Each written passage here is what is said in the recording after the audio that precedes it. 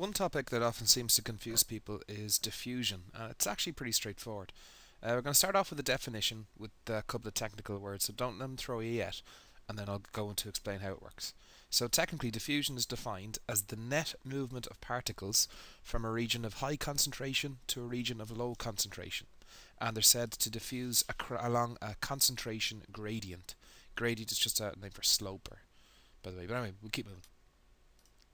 Okay, um, diffusion happens because particles, just any random particle of stuff, oxygen, carbon dioxide, glucose, whatever we're talking about, they have a tendency to vibrate and they'll move a little bit. Now they'll move in a random, unpredictable way. For instance, this particle here might go a little bit in that direction. Then a few seconds later it might go a lot in another direction. It's all quite random and unpredictable, but the particles bounce about a bit. And again, a bit more. Okay, so if you've got a load of these particles and they're all bouncing about at random, they'll tend to just shuffle about. So if you sampled any one particular area, you'll have a few particles in it, and in a different area you'll have a few particles in it. They'll bounce around a lot, but there won't be much difference between being in one place and being in another. If you got onto this bus, you probably wouldn't sit beside this bloke here in the bottom left, not because he's weird or anything, but because there's loads of other room and you want to spread out a bit. You probably don't want to cram on beside him and freak him out.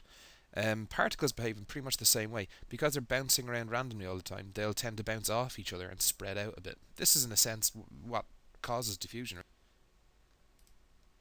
Okay, so imagine we have all these particles and we kind of crush them together, we squash them together, and we wrap them in something. Like, let's say they can't escape now, they're in this kind of container, okay? So they're going to bounce around like crazy inside, but they can't escape to go anywhere else. Now, if you were to take off the lid of that container, they gradually start to bounce off each other and spread out to fill the available space. They're diffusing to fill the space that's available to them. And once they fill that space, they'll still bounce around, but they won't be going anywhere. They'll have evened out their concentration. So again, if you sampled any one particular part of this area here, you'd find that they have no more or less particles than another part. They've spread out. Okay, we're going to have a look at some of the biological applications of diffusion and where in your body you'll find diffusion happening and where it's very important to maximize diffusion. So we're going to start with looking at the alveoli. Now these are the tiny little air sacs at the end of your lungs. As you breathe in, the air that you breathe in goes down your trachea, down your bronchi, and down all these tiny, branching off all the time, these smaller and smaller little tubes, and they end in these alveoli, very specialized structures for gas exchange. So here I have a little picture of an alveoli. The big red line is a blood vessel because the alveoli are wrapped around these blood vessels. Obviously my diagram isn't really to scale, but the blood vessel is always running very, very close to the surface of the alveoli. The other thing to notice here is the structure of the alveoli. If you look at it, it's quite lumpy. It's got these sticky and outy bits. It's not smooth. Again, this is to maximize surface area, a concept we'll be coming back to. Okay, so in this picture, the little blue dots are meant to represent bits of oxygen. Okay, now as you probably know, one of the jobs of your lungs is to get oxygen into your bloodstream. From there, it can be carried to the rest of your cells for respiration. Now, your blood has some oxygen in it. It'll have a small. This is blood which has come from the rest of the body. Most of the oxygen was used during respiration. There'll always be a tiny bit left, but not very much. Now, when you breathe in, you'll find that the alveoli will fill with air that's very rich in oxygen. It's fresh and from the outside. The air is concentrated here. The oxygen molecules are concentrated into the alveoli while there's still not very much in the blood vessel. This difference in concentration will mean that these particles of oxygen in the alveoli, all bouncing around all the time, will diffuse into the blood from where there's a lot of them, a high concentration in the alveoli, to where there's not many inside the blood. And this blood will then be carried to the body to provide oxygen. Okay, now in addition to getting oxygen into the blood, the alveoli also have to get carbon dioxide out of the blood, as it's a toxic byproduct of respiration. If you let it build up too much, it can poison you, it can kill you. On this diagram, the green little dots are meant to be carbon dioxide molecules. Now if you notice, there's a high concentration in the blood coming towards the alveoli. These are coming from the rest of the body. And because all the rest of the body cells have been doing respiration, they'll have a lot of carbon dioxide to get rid of, so it will come to the lungs. Now the air inside the alveoli doesn't have much carbon dioxide. So again, the carbon dioxide molecules are going to diffuse from where there's lots of them inside the blood to where there's not many of them inside the alveoli. Once you breathe out, the air inside your alveoli passes to the outside world, and but the only thing is this has to keep happening because more carbon dioxide will be brought by the blood, so you need to breathe in again so they can diffuse out again. Okay, and just to kind of show you, this last one gets a little bit confusing, but just remember that both these things happen at the same time.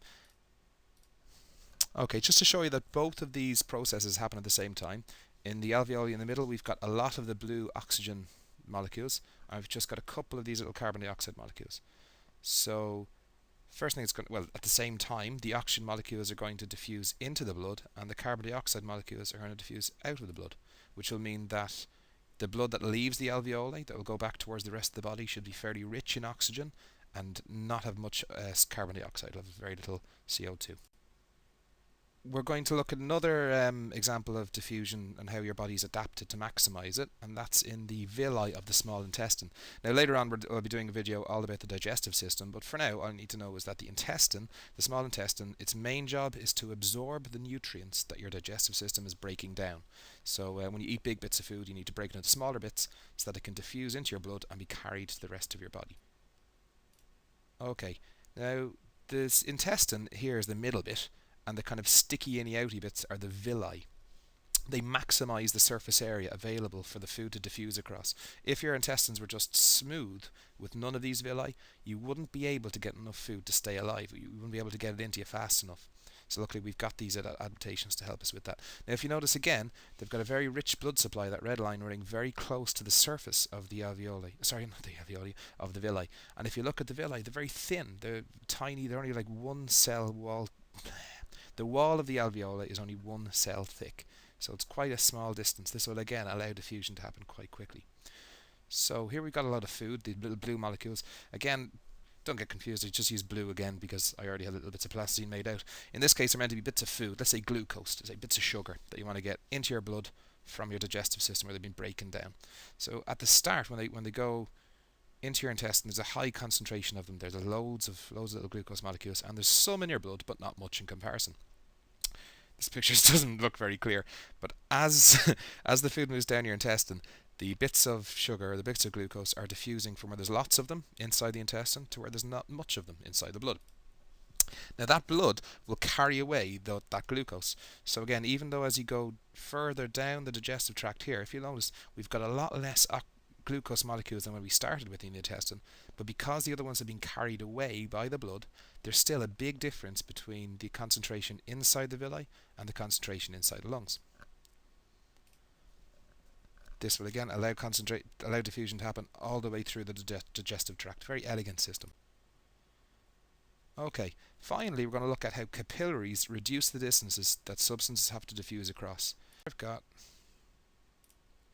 Here I've got just a picture of a blood vessel, let's say an artery, and it's carrying, little bits. Again, we'll stick with the system we had earlier on. Let's say that the blue bits are oxygen, but let's say the little green bits are glucose. Doesn't really matter. No matter what we're talking about, it's just their concentration that matters. So these are meant to be the cells nearby. Now the thing is, it's very easy for the glucose and oxygen molecules to diffuse into the cells that are quite close to the blood vessel, but it's very hard for them to get to the ones that are further away, and they need love too. They need to get all the good stuff too. So luckily, your body is adapted for this, and the blood vessels branch off so that they can get oxygen and glucose to the rest of the cells. And by the opposite side of it, they can also get rid of the carbon dioxide and the other waste products that these cells make as well. So they branch off in order to reach the other parts of the body. To finish up, a biological structure that is adapted for diffusion will have a few similar features. For the one thing, they'll be very thin. This will reduce the amount of distance that particles have to diffuse across, so this will speed up diffusion. They'll have infoldings, or sticky inny outy bits, that will increase the surface area. Again, this will speed up diffusion. They will have a rich blood supply, and this is partially to ensure that stuff that you want to get into your blood is carried away very quickly. For example, the food in the intestines can diffuse in very quickly and then be carried away, or it can be so that the structure can get rid of whatever you want to get rid of. Again, in the lungs, you want to get rid of the carbon dioxide. The rich blood supply will bring it to the alveoli. And finally, they'll be arranged to increase the concentration gradient. So if you want diffusion to happen, it'll happen quickest when the difference between the concentration of particles is really big.